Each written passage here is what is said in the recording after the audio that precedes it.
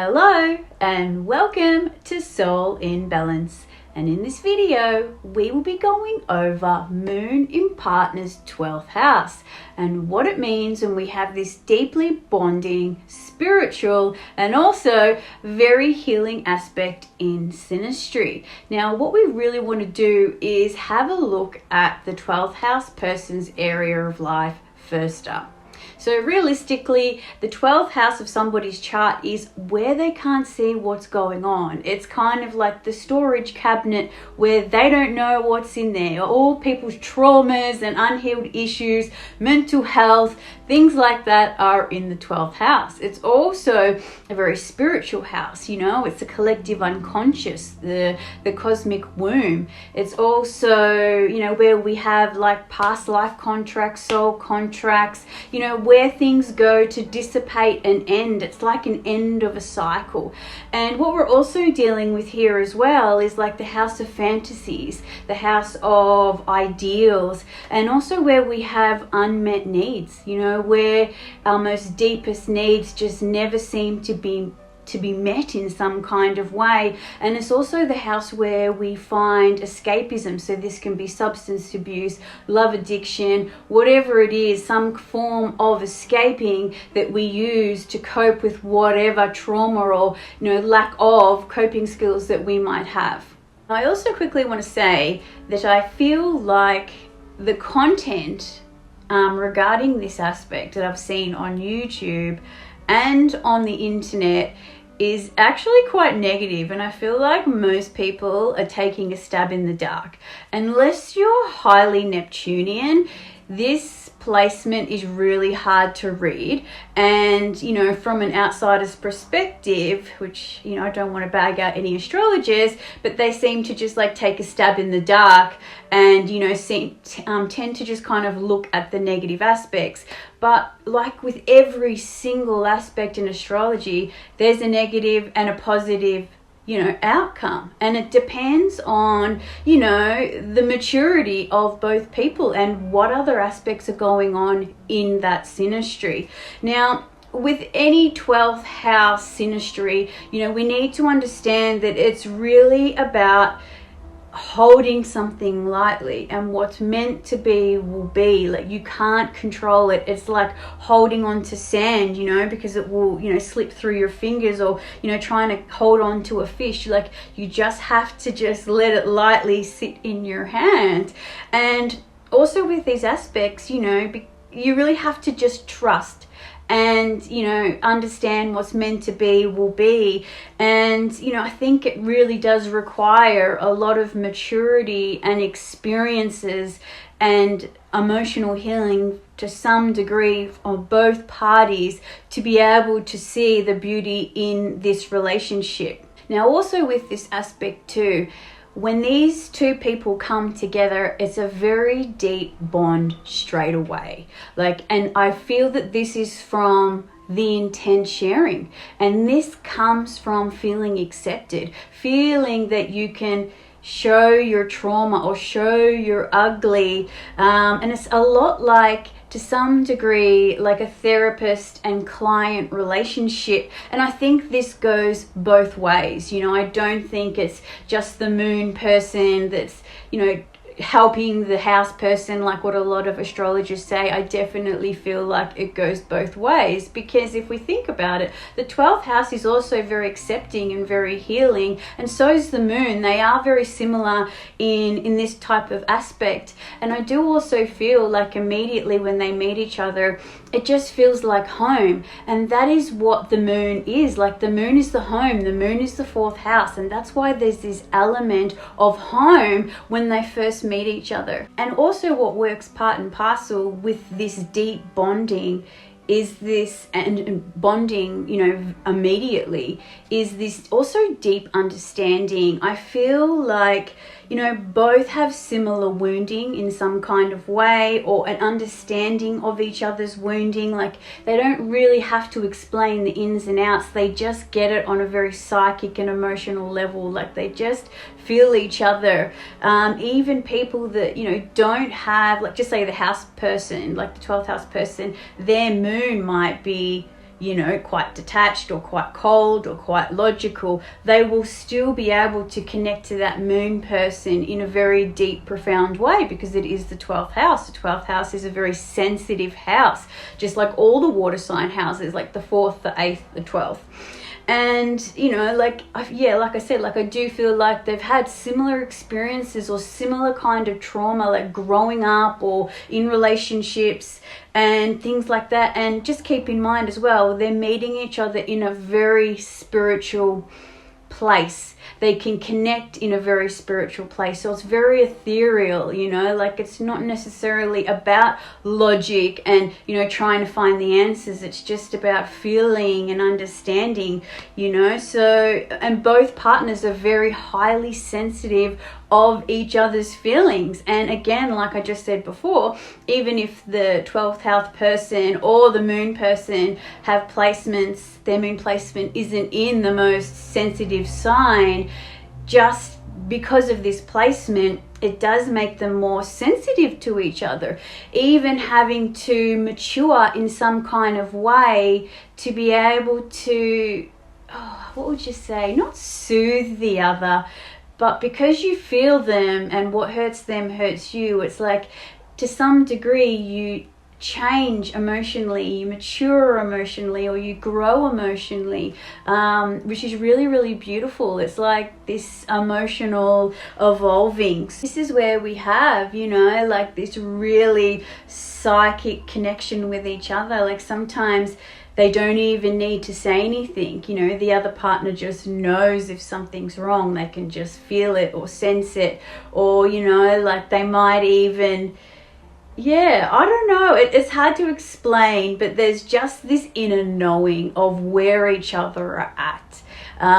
But that leads me to the other aspect where we have the unconscious and subconscious fears and triggers and old wounds that come up in this relationship, which is quite difficult because it's the 12th house. We can't see, so we're dealing with the fog, we're dealing with the unknown, and because it's the house of healing, it also brings up our own traumas from our own relationships or childhood, you know. So we might, and that's the thing about human beings as well, our brain works with patterns. So when we see a certain, and we're also in this protection mode, our brain, our ego, wants to protect us. So when we operate with, you know, our brain operates trying to understand patterns, we will see patterns and because we can't see properly, we will see these patterns occurring, and then we'll correlate it to past experiences that we've had in relationships and then project that onto the person. Now, this is going to be very difficult either for the house person or the moon person. I don't like to say one or the other, because if you look at any astrology content, it's always one or both that are affected. There's not just one. So I think one of the major things here is to heal that stuff, you know, especially the moon person. Like, you're in a position where you're being triggered, where you can finally heal some of your own baggage and see what you project out there. And what I've noticed is, if you project that stuff, if you're starting to believe it, like the mind propaganda, you're going to start seeing it, and then you're going to create it. So, you know, like this is a very, very hard placement when it does come to subconscious fears. It's really fantastic for just finally letting go of an emotional cycle, because it's a relationship where you feel safe. It's a safe place for healing. So I think, you know, the work that needs to be done is to just not project the old baggage and the old stuff and all the old stuff that you've dealt with in the past onto this relationship, because it's really just going to mirror that back to you. And so it's very hard. So just to get rid of that mind propaganda, but just realize that fear will come up, unconscious fears within yourself, but it's all your own baggage that you're dealing with, you know. So just keep that in mind. And because there is so much emotional sharing and baggage and healing and, you know, so much seriousness, it's good to find a good balance, like a good balance of, fun and positivity and this emotional connecting, because otherwise this relationship becomes too heavy and one or both people might need to detach, or even some circumstances might walk away because it is too heavy. Like, we have enough going on in the world. Like, there's already enough chaos and heaviness and dramas we're already dealing with. So we also need to make sure that we're making this relationship a fun, happy place as well. So that's very important, is to, check other aspects in the chart where things can be a little bit lighter, things can be a little bit more fun, instead of just heavy all the time. Now, another thing that is very common with this aspect is substance abuse and addictions and escapism. Now, it has to be said, not all, but I would say majority of people that get into these types of relationships have some form of addiction in some kind of way. And it doesn't necessarily have to be addiction. It just can be kind of escaping reality. Like, people that are heavily Neptunian, they tend to want to escape the harshness of this world. So, if we think about things like love addiction or, substance abuse or, just flat out escapism, we might find that one or both partners have some kind of addiction where they're not dealing with their stuff. And if we are in this type of position, just understand that this relationship is quite healing and probably a very good safe place to start processing some of that inner work, so we can finally get the monkey off our back and be more free and not have to rely on things or have things that numb us out just to get through life, because that's not how we're supposed to be. We're supposed to be here transmuting things and being free, and being able to cope with our world around us. So I just feel like if you are in a position where you are with somebody that is substance abusing, whether it's yourself, maybe you're a love addict, maybe you love being in love, but we all have to deal with that and face the reality, because what is the opposite of Pisces? Virgo, day-to-day life, working out your stuff. Now, another thing that I thought was actually quite interesting and funny at the same time is, and from my research on this topic, that a lot of the people that have this placement are actually in some kind of long distance relationship or some kind of relationship where you can't be together. And it makes total sense, because Neptune in the 12th house in Pisces is the house of longing. It's like this fantasy longing, like when you think of like a fairy tale or a fantasy, it's always far away, it's not with you. So, and we see this, just with Neptune synastry in charts.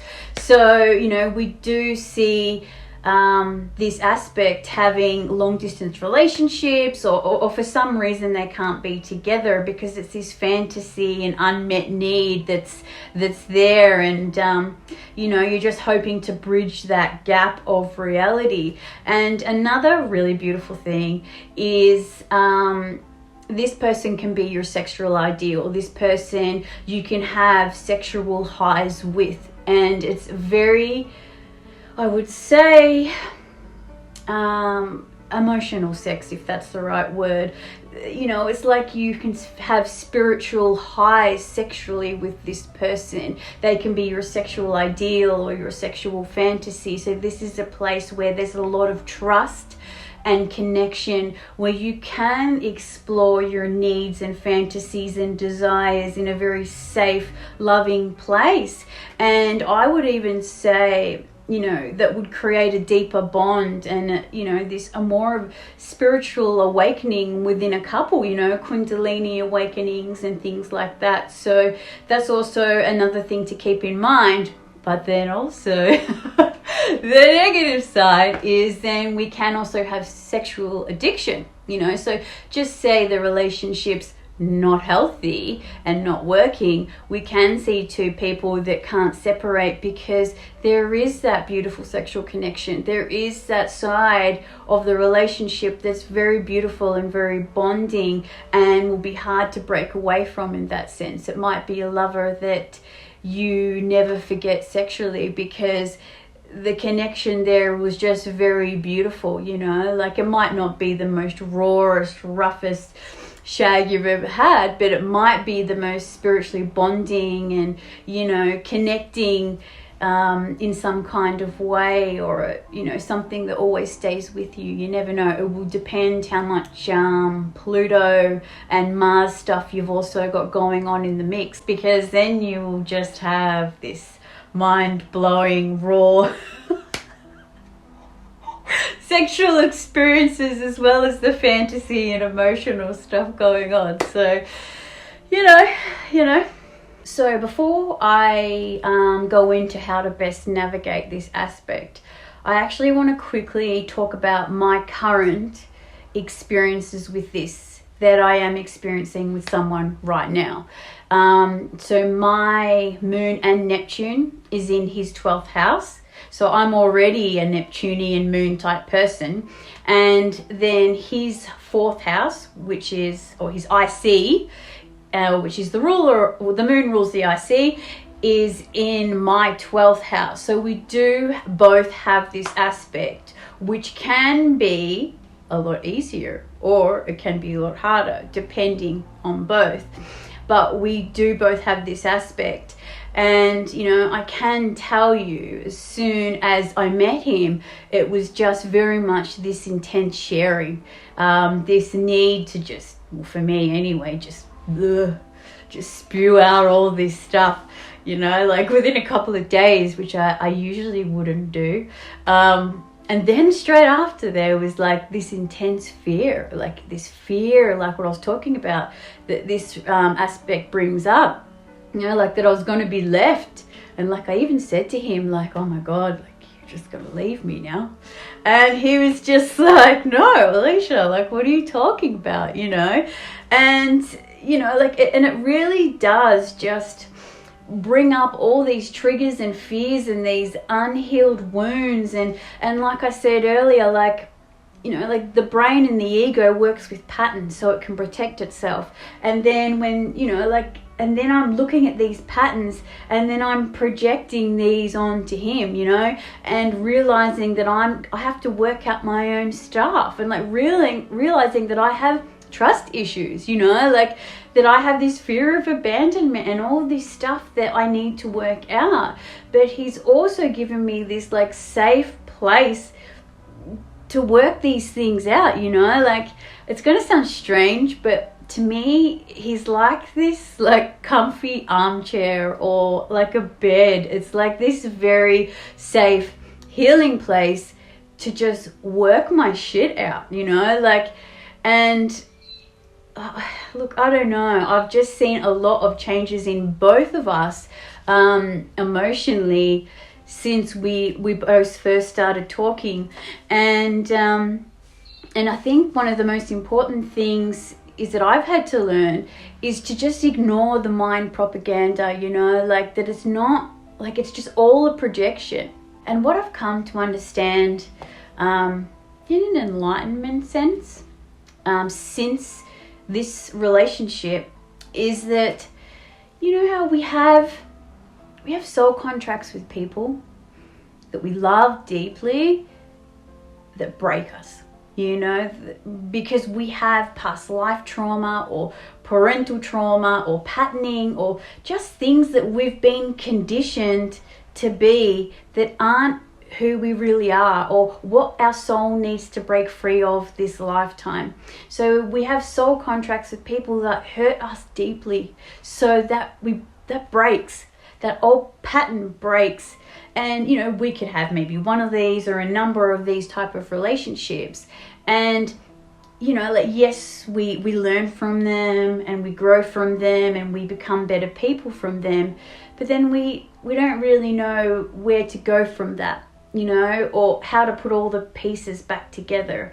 And then I think after that, we have relationships that are also deeply loving, and where you have this deep soul contract with, that is very, very beautiful, very, very loving. There's this space and this connection, this deep connection, where you can actually heal that stuff, and fill in the missing pieces, and then grow from that, and then learn new ways to operate, and that is one of the most beautiful things that I've experienced since meeting this person,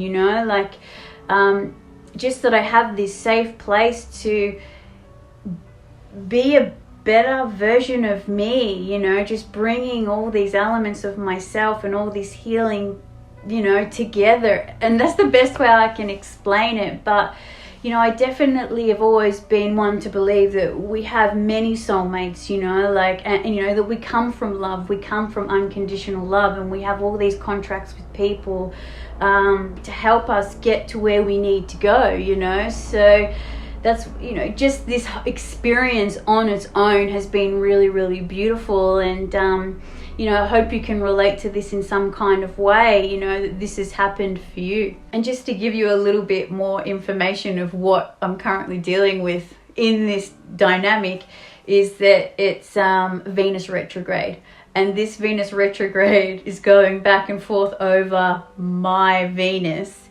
And funny enough, it's also in his 7th house. So I do feel like we're both, learning to heal a lot of stuff, and we both also have a lot of Gemini in our charts, and it's just about to go Mercury retrograde. So this is just going to add another aspect of things that need to be healed and worked on, and going back and dealing with your stuff.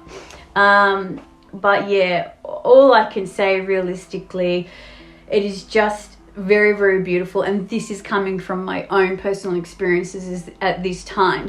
Okay, the fun part. How to best navigate this aspect. Now, I've written a list just so it's a little bit easier. Now, trust and hold lightly. Now, what is meant to be will be, especially with the 12th house. You can't control it. You can't harness it. The more you try and do that, the more you're getting in the way. So realistically, this is something we can't control. So you just hold it in your hand. Now, number 1 is honesty and communication. Now, because this is a house where it's very much fantasy, idealism, illusions and delusions, you both need to be very, very honest with each other. Sometimes even really raw, ugly honest of the truth. So we want to have a look at, say, the 6th house. What is the 6th house? Practical, earth-based, grounded in reality. The harsh truth. And it's really about keeping it real. Because one thing I can say about, the fall from Neptune, the fall from the fantasy, is very grim, and we do not want that. So it's very, very important that it's practical, it's real, it works. We both know what's real. We don't just see an illusion of the other person. We're not just seeing this ideal fantasy that we want to see, so we have to make sure that it's real. And next thing is to understand fears, triggers, and mental health. And to not believe the mind propaganda, because it's going to happen. The propaganda machine's going to happen because you can't see properly. It's the fog. It's an area of life, an area in an aspect where you just have to trust your intuition and your emotions. And when you have trauma in that mix, then your perception and things like that is going to be skewed. So you need to learn to be able to tell when it's your intuition and when it's your fear. And when it's your intuition, it's calm. It's a calm voice, and it comes from your stomach. When it's fear, you're scared and you're frightened and you're anxious and you can't concentrate and you're a mess. So when this happens, you got to understand, okay, this is propaganda, my brain is talking shit. So, and then another thing too, we have close off old emotional cycles. Now this is specifically more so for the moon person, because the moon person is probably going to be more triggered, I believe. That's just my interpretation of this. Now what we need to do is to create new healthy emotional cycles. This is an opportunity for both people, because it's in the 12th house, the house of endings, to have a safe place to close off. If it's a mature relationship, obviously, if there's two people that have enough life experiences to know what's right and what's wrong, and understand that what we put out we get back. There has to be some kind of spiritual understanding with both partners, you know. So so we need to be able to create a new healthy way of relating emotionally, dealing with conflict, maturity, growing in this area, you know, being sensitive to each other's needs, which I do think comes naturally anyway. And yeah, just a new healthy emotional way of connecting. And also understanding escapism and codependency. Now this is very easy. To get lost in the other person, because it's so safe and loving and beautiful.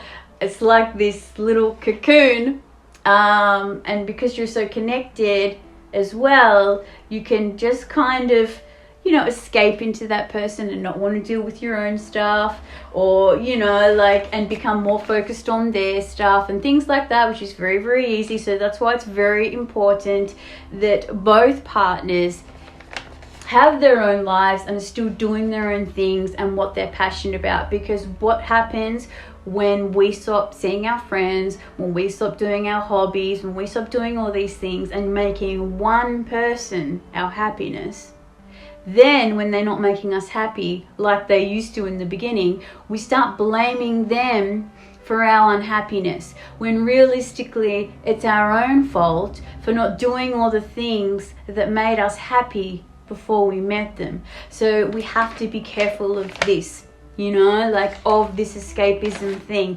And if substances and stuff are involved, I do highly, or addictions and stuff like that, I do highly recommend that they are worked out to some degree, if it's possible, you know, like, because you do need to have a relationship based in reality. Okay guys, so this is it for me for this video. Now, because this one is very close to my heart, and if you have any questions relating to Moon in the 12th house, I'm more than happy to help you navigate this one. I do feel like I am pretty good in this area, like, because I am born with Moon, Neptune in my own birth chart, and I am currently going through this at the moment and navigating it the best way I know how. But yeah, if you have any questions, please leave them in the comments. Please also leave your experience in the comments, because this is a difficult one and one where we can't see properly.